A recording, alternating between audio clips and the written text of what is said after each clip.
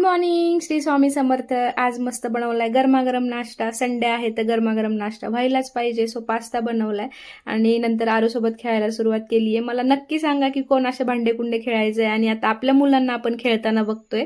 But हेच enjoyment आहे लाईफची, म्हणजे स्टेप बाय स्टेप आपण पुढे जातोय. आज मी बनवायला घेतली एक रेसिपी, बट मी जी चूक केली आहे ती तुम्ही नक्कीच करू नका. मी पुढे सांगते मी काय चूक केली आहे.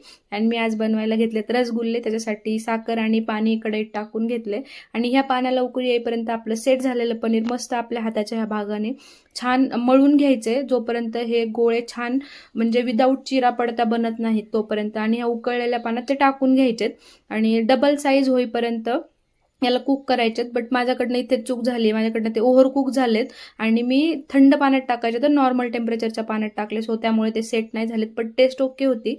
अदरवाईज बाकी सगळं छान.